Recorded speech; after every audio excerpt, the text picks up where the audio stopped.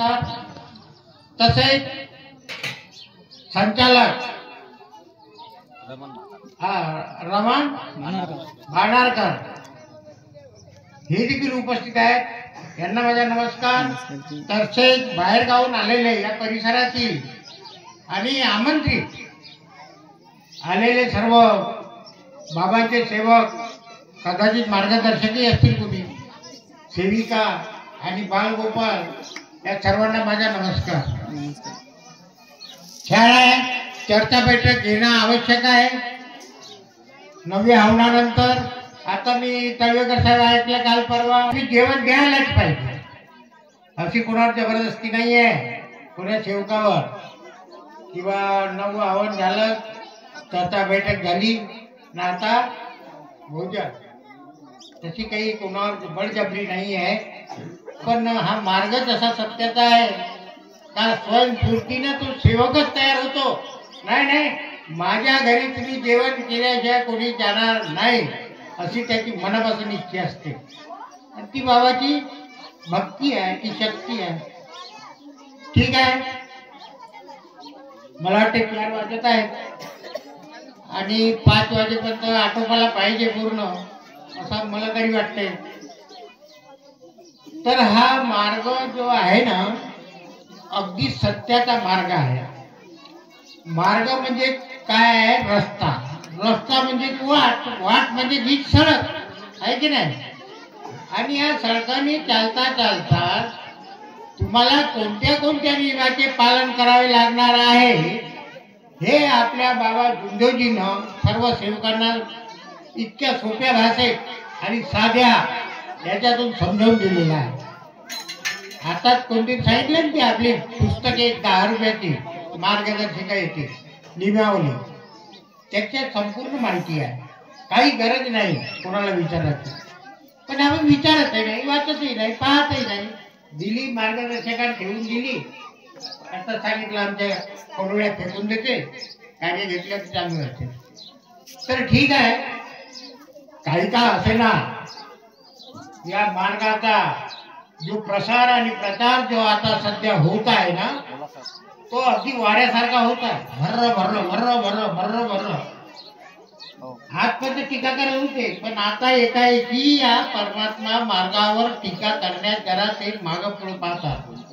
नाही खुले आम आपली टिंगल उडत होतो जुन्या सेवकांचे, कारण पूर्ण गाव एक 2 सेवक, आणि ते आपले कोणी खेळत होते अगरबत्ती, काही ठिकाणी तर कानबैरी म्हणत होते, कानबैरी सेवा, असे काही ठिकाणी टोपण नाव देत। तर हा मार्ग इतका जोरदार आहे आणि बिना खर्चाचा आहे आणि सत्याचा आहे।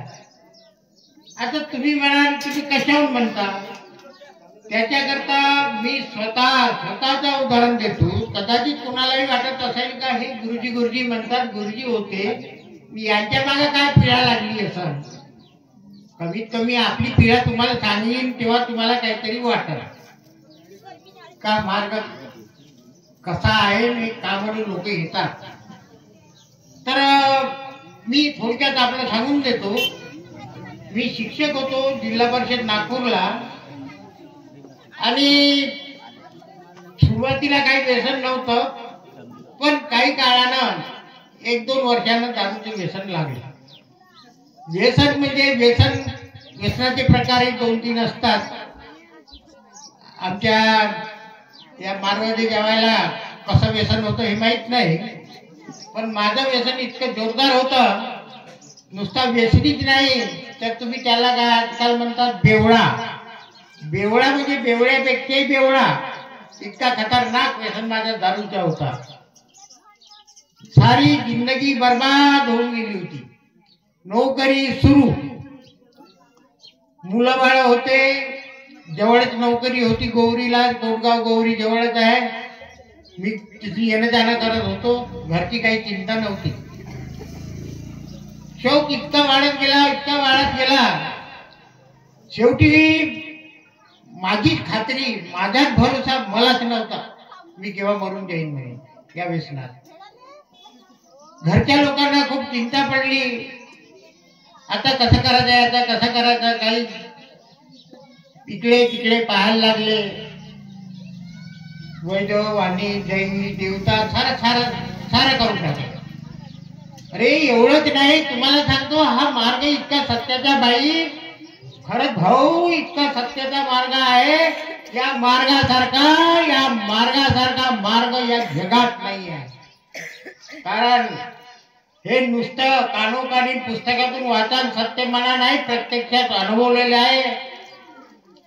मी माझ्यासारखे कितीतरी असे कुटुंब उद्ध्वस्त झाले या व्यसनापायी आणि त्या जादू टोण्यापायी. आणि किती लोकांनी याची मौज घेऊन घेतली, लुटून टाकलं त्यांना.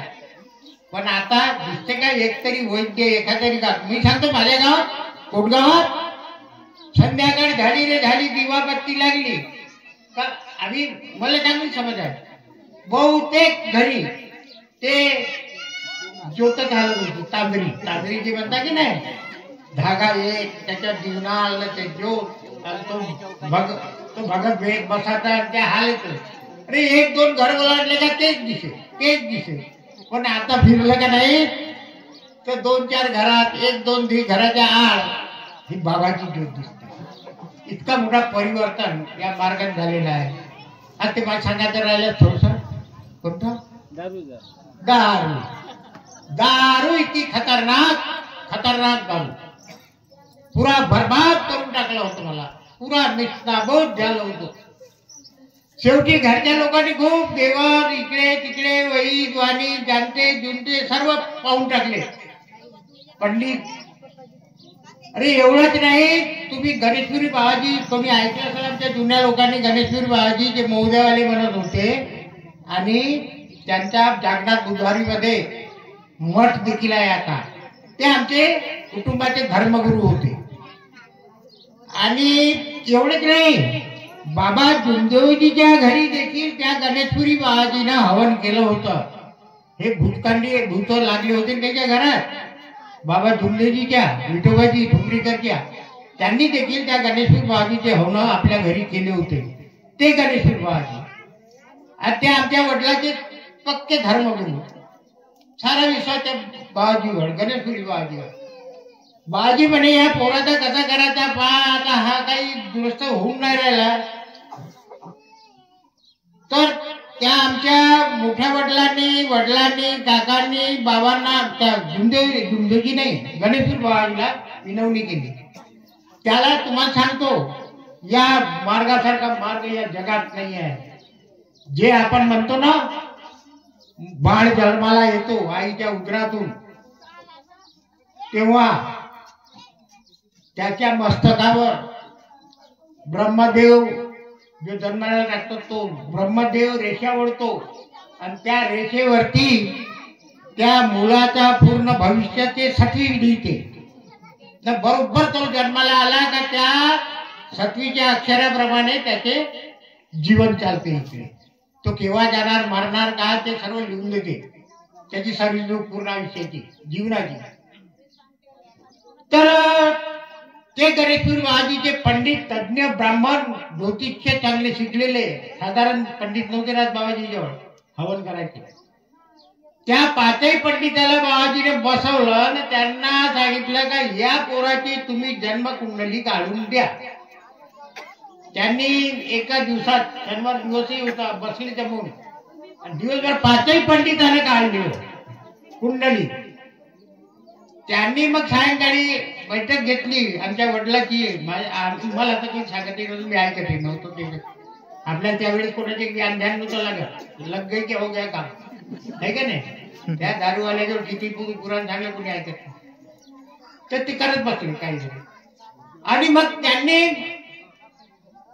भविष्य वर्तवलं. तुम्ही किती खटापट कराल, किती तुम्ही काही कराल, पण हा तुमचा मुलगा वयाच्या 50व्या वर्षी मेल्याशिवाय राहणार नाही. कारण त्याच्या मस्तकावरतीच लिहिलं आहे, ते ब्रह्माची रेषा आहे, त्याच्यावर सत्विनाक्षर लिहिले, हा वयाच्या 50व्या वर्षी निर्धान को चले जाएगा. तर झालं, सर्व थंडीत झाले कुटुंबातील. बस आता काही राहिलं नाही. अरे बाबा देवाची करणी, माझी या मौदा ब्लॉक मधून बदली झाली रामटेक पंचायत समिती, तेही जंगलात, ते एमपीच्या बॉर्डरवर. बदली झाल्यानंतर तर मग काही सांगता सोयीच नाही. पूर्ण आदिवासी, घरोघरी दारू, बाई दारू पिते, अशा ठिकाणी बदली झाली. आता घरच्याने सांगितलं का आता काही हा वाचून येत नाही. एक दिवस त्याची वार्ताच आमच्याकडे येईल का हा मरण पावला. आणि ते बाबानं ते भविष्य काढलं होतं त्या गणेश बाबाजीने पंडिताच्या हातानं.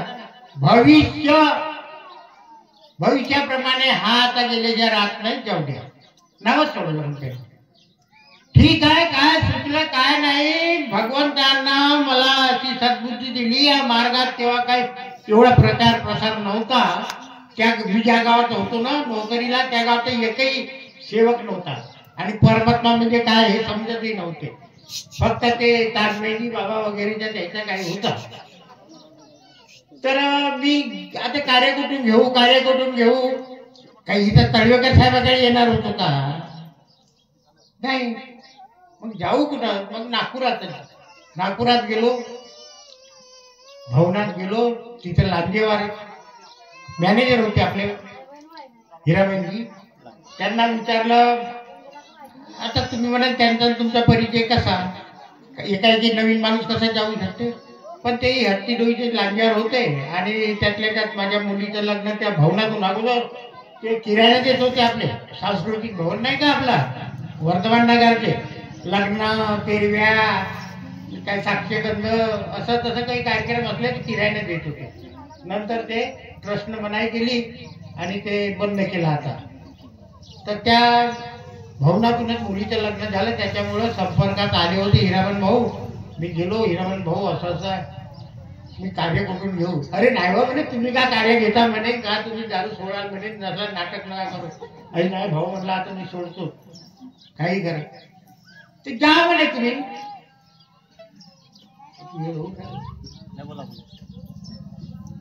तुम्ही राहता कुठं आता सध्या. तुम्ही गावी नाही, नोकरी कुठं आहे. चाललो होता देवलाबारच्या पलीकडे 25 किलोमीटर. नाही बघ कसं नाही. मुलं आणि पत्नी नागपूरला हनुमान नगरला राहतात. तर मग ठीक आहे म्हणे, तुम्ही नागपूरला वास्तव्य आहे ना, तर तुम्ही सरळ जा टिमकीला आणि बाबा भीमदेवजीच्या घरी जा. आणि त्यांच्या घराजवळच रामाजी मौनेकर म्हणून एक कार्यकर्ता आहे. ते बाबाचे संबंधित आहेत, व्यायी आहेत. त्यांच्याकडे जा, कार्य घ्या. तुम्ही इकडे तिकडे आता भटकू नका. गेलो. त्यांच्या हिरामनजी लांजेवारच्या म्हणण्याप्रमाणे पत्नीलाही घेतलं, दोघं मुलालाही. रिक्षाने गेलो टिमकीवरती हनुमाननगरवरून. गेल्यानंतर ते मौनेकर महाराज काही आले नाही लवकर, फिरायला गेले. आले आम्ही म्हटलं कार्य घेण्याकरता आलो आहे. कुठं राहता का राहता विचारपूस केली. कारण काय आहे, दारूचं नाव घेता बरोबर तो खेसकावला रामाजी. म्हणजे हेच ते दारू आहे. कसंही करायची साहेब असं. माझी पत्नी होती सोबत. नाही पण आता आलो नाही इतके तुमच्या नावात. तुम्ही म्हणे मग माझ्या नका करू. चला बाबाकडे. बाबाकडे सरळ नेलं. जवळच बाबाचंही घर होता. तिथून नेलं बाबाकडे. तिथेही बसलेच होते त्याचे लोक. बाबा माझी पत्नीच्या पायात पडायला लागली. ए बाई, हे पाया नको पडतो. हे आमच्या इथं पाया पडलं नाही, चालत नाही. हा का रामाजी काय अजी हे गुरुजी हा म्हणते ना, गुरुजी हा असून दारू पिते ना, हातात बायका पोरवलं घेऊन आला का मला मार्ग घेतो म्हणते. अरे दारूवाला तो मास्तर आहे ना, त्याला जाऊ द्या म्हणून. अरे काढा बाहेर. बाबाच म्हणाले. बाबा भीमदेवजी होते जिवंत. हा माझ्या नशीब वाढ. बाबाच्या तोंडातून मला कार्य मिळाले मुखातून. आणि निघा बाहेर म्हटल्यानंतर आता कसं करावं. स्वतः बाबाच म्हणून राहिले का निघा बाहेर. आता म्हटलं उपाय नाही आहे. पत्नी निघली, मुले निघले बाहेर, मी निघलो दरवाजाच्या बाहेर. ते आता आहे नाही का त्याचं ऑफिस, बस त्याच ऑफिसात निघलो बाहेर. आणखी मनात डोक्यात का आला का नाही, पलटलो. बाबा हातच जोडले, काही म्हणणार नाही. हा का म्हणणार, मी तुमच्या नावावरती का आलो आहे, मला दारू सोडायचीच आहे, व्यसन हा झाक बंद करायचाच आहे, पण फक्त तुमच्या शब्दासाठी मी आलो आहे. तुम्ही मला आता आपल्या पदरी घ्या अगर नका घेऊ, पण मी आता वापस गेल्यानंतर मी तुमच्या नावावर जगणार आहो, तुमच्याच नावावर राहणार आहो. विचारी होते बाबा, आला डोक्यात. हो रावाजी ते बोला म्हणजे इकडे बोला. त्यावेळी यायला 6 वर्षाचे कार्य देऊन द्यायचं म्हणते. 6 वर्षाचे तो रामाजी म्हणजे जा 6 वर्षाचे कार्य करून घ्यायचा. कार्य करून घ्यायचा म्हणजे का करायला लागते, काय नाही, काय समजून नाही, जायचं कार्य तू पण. मग आमच्या काळजीत छावंजे मोहतुरे होते, त्यांच्याशी परिचय होतात, त्यांच्याकडे गेलो कामकीला. मग त्यांनी बरोबर पटवून सांगितलं ते पुस्तक लिही आणि असं असं करा, तसं तसं करा. ते 6 वर्ष म्हटलं बाबांना, तर 6 वर्षपर्यंत चालू ठेवा. आता तिथे काही भानगड नाही आहे, कार्यकर्त्याची भेट घेत घ्यायची, बरोबर चालू ठेवा. त्या बाबा जुंदेजीचा एक शब्द म्हणजे तो भगवंताचा शब्द, त्या एका शब्दावरती आमचे कोणाचे हे जावई आमचे मार्गदे राजकुमार मार्गदे आहे की नाही, कुठे आहे ती दारू, एका शब्दानं बाबाच्या एका शब्दानं, एका आदेशानं, एका वचनानं तेव्हापासून मी दारूचा एक बुंदही नाही घेतला. नाही तर आमचे कोण हे जावं कोण जावं एक वेळ ती घेतला सांगून जाऊ द्या. आता पक्के झाले, कोणाची हवा खराब करू नाही. आता पास हो गए परीक्षे में, डिप्लोमा मिल गया तळेकर साहेबांनी दिला. आता काही नाही सांगत झाकली म्हटला काय जन्म. तर ते दारूचा मोठा उपाधी शोक आहे, खतरनाक आहे. पण शेवटी कंट्रोल पाहिजे, माणसाचा विश्वास पाहिजे भगवंतावर. सर्व व्यसन कान तुमच्या आला बला सर्व जातात याची मला खात्री आहे.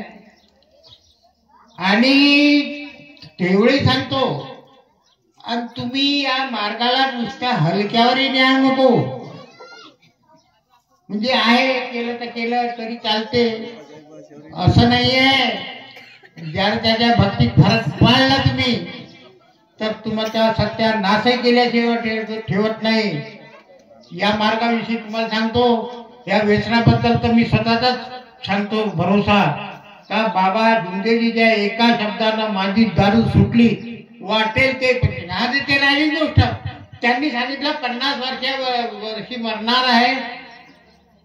मग हा मार्ग मी घेतला 1996ला, 94ला घेतला, 96ला बाबा गेले, 97ला पक्का झाला. आणि मग अशी दशा पलटायला लागली. मार्ग घेतल्यानंतर लोक तोंडात बोट टाकायला लागले.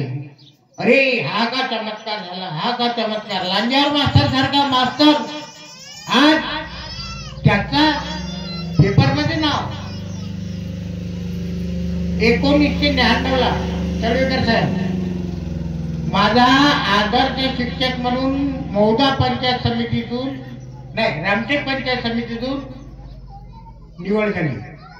ते पेपरला आली. बाकीच्यांनी वाचलं, लोकांनी पाहिलं आणि म्हणतात कोण कृष्णराव बगाराम लहानदेवार शिक्षक जिल्हा परिषद नागपूर पंचायत समिती रामटेक यांचा आदर्श शिक्षक म्हणून राज्य पुरस्कारासाठी निवड झाली. ते केव्हा त्या दारूच्या व्यसनात नाही, दारूच्या व्यसनात नाही. दारू सुटल्यानंतर बाबाच्या मार्गात आल्यानंतर असा बदल व्हायला लागला, असा बदल व्हायला लागला. आदर्श शिक्षक आणि हे मौढ्याकडे लोक विचार करायला लागले की हा दारुड्या मास्तर नाही, ह्याचा आदर्श शिक्षक हा कसं झाला. मग तुमच्या आमच्यासारखे सांगत होते अरे नाही ते लांजार गुरुजी जिरे राहिले नाही, आता ते परमात्माचे सेवक बनले पण पुरी दारू त्यांनी सोडून दिली आहे. आता ते असं करता करता झालं. घरचे विचार करायला बसले, अरे हा 50व्या वर्षी मरणार होता ना हा अजूनही जिवंतच आहे. मग माझ्या बाबाच्या या भक्तीनं, या शक्तीनं तुम्हाला सांगतो पा, आता माझं उदाहरण आहे, दुसऱ्याचं नाही. माझं ते वर्तविलेलं भविष्य खोटं ठरवणार असेल तर हा एकच मार्ग आहे, ते ब्रह्माची रेषा आणि ते सत्वीचे अक्षर खोटं ठरवणारी माझी या परमात्म्याची ती शक्ती आहे. एवढी मोठी शक्ती बाबा जुमदेवजींनं आपल्याला मिळवून दिली आहे. खरोखर तिचा फायदा घ्या. जास्त वेळ घेत नाही, सांगायचं खूप वाटते. अजून 2-4 छान ह्या आहेत अनुभव, पण वेळ नाही आहे. तळेकर साहेब नाराज होतील. तर मी काय म्हणतो, आता तुम्ही सर्वजण ऐकता इथं नेहमी, आपण ऐकतो इकडून तिकडून नाही का, पुस्तकातून वाचतो. बाबा जुमदेवजीचे भाऊ कोण मारतराव कोणतरी आजारी पडले होते, ते तापान फटफटत होते. बाबा कंटाळून गेले, काय यायचेच मागं सर्व वैदाकडे जा, तर जादूवाल्याकडे जा, तर दर्ग्यात जा, ते अमुक तमुक पहा. हे बाबा जुमदेवजीचे मागं होते. ते एक संतापानं निघले खरंच घरी. असं असल्यानं रोगराया वगैरे माणसाचं मन बरोबर वाटत नाही. बाबा एकदम तळा निघायला लागले का जातो आता वैदाकडे, नाही कोणी जाणत्याकडे. का माझा भाऊ इकडे बिमार तापानं फटफटत आहे, कसं का झालं. ते जा तेवढ्यात तो कोणतरी माणूस त्यांच्या दारात उभा झाला. तुम्हाला सर्वांनाच माहिती आहे, दारात उभा झाला आणि तो विचारायला लागला का कुठे चालले, ओळखी नाही पाळखी नाही, कुठे चालले. त्यांनी सांगितलं माझ्या भावाची तब्येत बिघडली आहे, पुढे ज्यांच्या दिनच्याकडे कोणाकडे जातो आणि त्याचे काही उपाय होईल तर पाहतो. तर त्या मंत्र घेऊन येणारा जो माणूस होता, तो माणूस त्याला सांगायला लागला, थांबा तुम्ही जाऊ नका, कुठे भटकू नका, आणि तुम्हाला तुमच्या घरात जी काही पीडा आहे, दुःख आहे, ते सर्व संपू शकतात, नाहीसे होऊ शकतात. फक्त हा एक मंत्र आहे. माझे वडील होते आणि ते वडील एका संन्याशाच्या बरोबर राहत होते. त्या संन्याशाचा मंत्र माझ्या वडिलांच्या हातात लागला आणि याच्यामुळे मात्र कोणाचंही भलं होऊ शकते. सत्य गोष्ट आहे ना, असं आहे ना. तर तो व्यक्ती कोण, तो कसा आला, का आला, कोण असेल, याच्याबद्दल आपण संभ्रम झालो आहे. नक्की कोणाचा सांगता येत नाही का कोण माणूस असेल ना, कोणाचा होईल, कोण पाठवला आणि कोणता मंत्र होता, हे काही नाही. तर तुम्ही खूप भाग्यवान आहात. तुम्ही कोण, बदनापूरचे सेवक सेविका आणि परिसराचे. आज रात्री या ठिकाणी भजनाचा कार्यक्रम ठेवला आहे आणि ते शाहीर कोण आहे, जयपालजी निंबारते, जवाहरनगर चिचोली. आणि खरोखर आवर्जून, आम्ही तर थांबणार नाही, पण तुम्ही अवश्य थांबा. आणि ते जे शाहीर आहेत ना, ते पुरेपूर या बाबाच्या या हे चर्चा आहे ना, चर्चा कोणी नक्की कोणीची नाही सांगून राहिले. कोण संन्यासी होईन, कोणाचा मंत्र होईन, कसा आणला कसा केला, आज सविस्तर बिलकुल ते शाहीर सांगणार आहेत. आता तुम्ही म्हणाल ते तिकडे आहेत ना, तुम्ही येतं कसं सांगणार आहेत. मलाही असं वाटते का ते जयपालजी शाहीर आल्यानंतर खरोखर ते आपलं गीत इथं सादर करणार आहे. साथ म्हणजे कहाणी ती बाबाची करणार, नक्की करणार. नाही केलं मी फोन देखील करीन का जयपाल शाहीर आज तिथं गेल्यानंतर तुम्ही ही कहाणी बाबाच्या काळातली तिथे गाऊन दाखवा, तर लोकांना बरंचसं माहीत होऊन जाईल.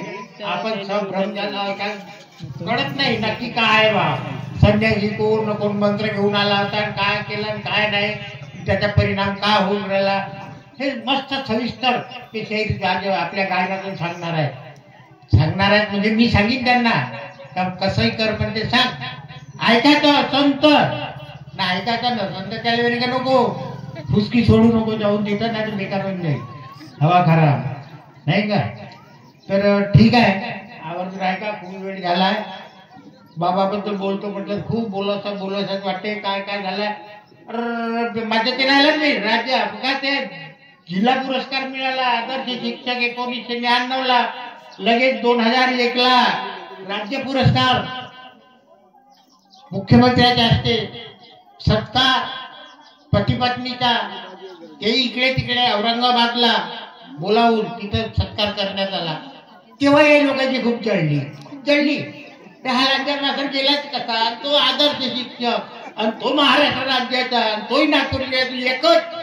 हा तसा कोणता माणूस नाकाचा असं, हा असा कसा आदर्श असं, हा आमच्या देखत पळणारा, तोंडात माशा घुसणारा, नाल्यात मुल्यात का ते सांगत नको. ते परिस्थिती पाहतो डोळ्याच्या समोर चित्र आलं, मलाच माहीत लाज वाटते. किती खराब किती खराब किती खराब होतो, बहुत खराब. काही सूट नव्हती. आता तो तसा माणूस तुमच्या समोर दिसल्यानंतर खरंच तो आदर्श शिक्षक या महाराष्ट्र राज्याचा, नागपूर जिल्ह्यातून. काय नागपूर जिल्ह्यात मास्तरच नसतील का? हा एकच मास्तर होता का? असंही लोकांचं म्हणणं आहे. पण सारी हे माझ्या भगिनींनो मातांनो, नुसत्या लाडक्यात राहू नका. काही इकडे पहा बाबाकडे. दिवाळी आली म्हणून लाडके पैसे आले का तिकडे लक्ष ठेवा, आपण इकडे लक्ष ठेवा.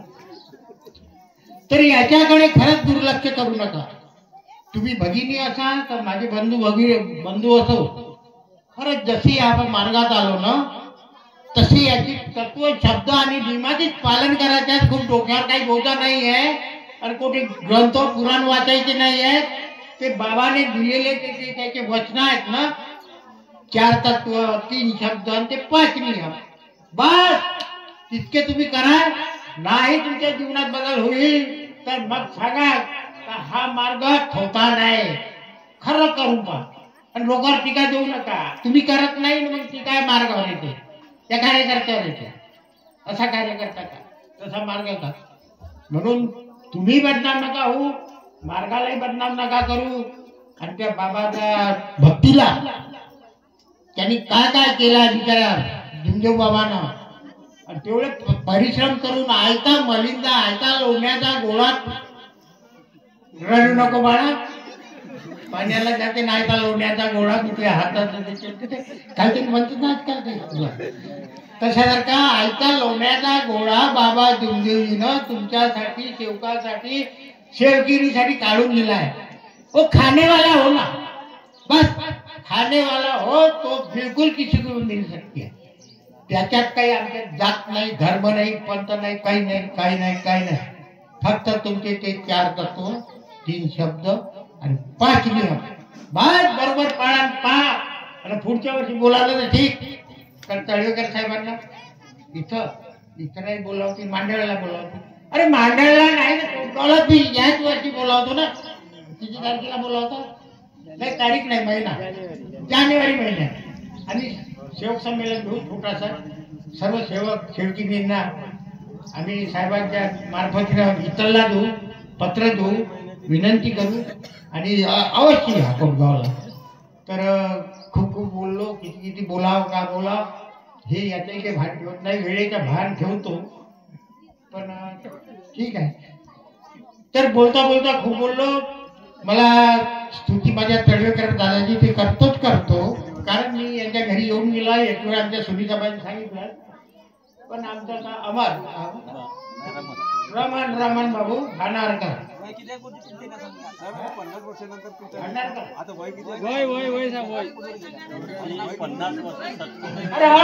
50 वर्ष राहिले. त्या बाबाजीनं, त्या पंडिताईनं 5 पंडिताचा पोंगा पंडित त्याने हा भविष्य काढला होता. ते ब्रह्माची रेषा आणि ते 6चे अक्षर, त्याच्याप्रमाणे ते माझी जन्मकुंडली काढली होती. आणि ती 50व्या वर्षी मरणारा पोरगा पुढच्या 17 तारखेला 84 वर्षाचा होणार आहे. एवढा मोठा बदल, अरे एवढा मोठा चमत्कार हा तुमच्या समोर आहे. अजून काय करून दाखवा बाबांना. बे हो मिठात आला पुरा. ब्रह्माची रेषे का आणि तो 6वीचे अक्षर काय, 8व्या 7व्या 8व्या सप्पाच्या बाबाने गुन्हागार नाही केलं, फेकलं तिकडे. कोणी डरणे का नाही, कोणी जादू चालणार नाही. आमच्या कोणा बोवा कोणा बोवा बोवा ओ जादूवाला बोवा राजकुमार बाबा मिश्रा भाऊ घबरा गए भाऊ घबरा गए बाई के अंगात भूत आला ना अटर का दात आहे कटरा आहे मला भीती वाटत होती भाऊ मी नव्हतो जात तिच्याजवळ हे बसले आहेत याने सगळं काळ केला भूत काही का शेवका भेटले हो अरे दात कटरा आहे अरे बाबा म्हटलं माझ्याजवळ काही बाबा मंतर नाही याची बा तिकडे इकडे सोपवून दिलं होतं याने काढला मिश्रांची इतकी मोठी पण शक्ती इतकी मोठी ताकद तुमच्या सेवकात त्या बाबाने दिली आहे तरी एवढंच नाही तो कोण नाही का तो नाही का वानखेडे संतोषराव वानखेडे शांतीनगरचा लक्षात आहे बाबावर चॅलेंज केला होता बाबावर बाबा बैठकीत बसले होते ना हा असा लोकांत जाऊन बसला तिथून आपल्या मुठा मारत होता फू बाबा जिंकली फू तो मारे तिकडे काही पटकलं त्यानं काही पटकलं पण बाबाला एकही गोळी लागली नाही त्याची मग बाबा समजून गेले अरे काय सांगतो वानखेडा तुझी बाजू झाली का खतम मग हा म्हणते बाबा झाली गेला त्याच वेळेस स्टेजवर बाबा जवळ छोटा गाणा घातला बाबा बस होऊन गेला या मार्गासारखा मार्ग या जगात नाही आहे मी समजून गेलो महासारखा आघाडीचा काय म्हणतात त्याला जामता वही कोणीच नाही चालत्या पाखराला मारत होतो म्हणे चालता पाखरू घार वगैरे असली ना मंत्र फू केलं का ते पळत इतका जल्लाद तो जादूगर होता संतोष वानखेडे माझे नशीब चांगले मी त्याची भेटलो 2-3 वेळा आमच्या पेट्रोल पंपला आले होते कोण संतोष वानखेडे त्याचं बिलकुल डिटेल अशी माहिती घेतली कुठून शिकले होते कसे शिकले होते ते जाऊ या मध्ये ते सगळं सोडले आलो तर मी म्हणलं कोणगावले याल का तुम्ही बोलवा म्हणे नक्की येतो पण तू मरून गेला आता गेल्या वर्षी मरण पावला शांतीनगरचा संतोषराव वानखेडे पाहिलं मी त्याला स्वतः सांगत होता लपवा लपवी बनवी गोष्ट नाही तर इतकी मोठी महान शक्ती आहे तर तुम्हाला ते सांगितलं होतं का त्या ब्रह्मदेवाने लिहिलेले भविष्यसत्वीने लिहिलेले अक्षर फेल करणारा मार्ग असं या जगात हा परमात्मा एक आहे याच्यावरून तुम्ही समजून घ्या इतकी मोठी शक्ती इतकी मोठी ताकद बाबा जिंदगीने आपल्याला दिली आहे अरे जन्माला आलो तर मरणारच आहो ना जन्माला आलेला कोणी मरणारच आहे अरे सोडणार कोणीच मरत नाही ध्यान कोणी काही मरत नाही मी भेटत नाही ना एक पाहुणा म्हणून आहो पाहुणचार संपला की चालला नाही मरत तो आत्मा तो परमात्मा सिद्ध करून दाखवलाय प्रत्येक जिवंत माणसाच्या आत्म्यामध्ये तो परमात्मा बसला आहे हा परमात्मा म्हणजे आपला ईश्वर आहे परमात्मा म्हणजे काय दुसरा आहे का पाहिलं का कोणी अरे वो परमात्मा की तो कोई देख सकता नहीं आणि पाहिलं नाही पाहत नाही पाहणारही नाही त्या परमात्म्याची प्राप्ती माझ्या बाबा जिंदोजीने केली आहे आणि ते कोणाच्या बळावर केली बाबा हनुमानजीच्या शक्तीनं ती प्राप्ती केली तो माझा परमात्मा तो आम्ही प्राप्त केला आहे तुम्ही मोठ्या हिमतीनं मोठ्या जिद्दीनं आणि मोठ्या अभिमानानं ना अरे तुम हमारा क्या बिगाड़ सकते हैं वो परमात्मा का हमने पाया है वो परमात्मा हमारे पास है हमको कोई बिगाड़ नहीं सकता हमारे को कोई कुछ कर नहीं सकता इतकी मोठी आत्मबल आपली आत्मशक्ती जागृत करा इतकी मोठी शक्ती या मार्गात आहे आणि हे करून दिला बाबा जिंदगीनं म्हणून याचे उपकार तुम्ही विसरू नका मी विसरणार नाही आणि जे आहे त्याप्रमाणे वागत चला एवढीच मी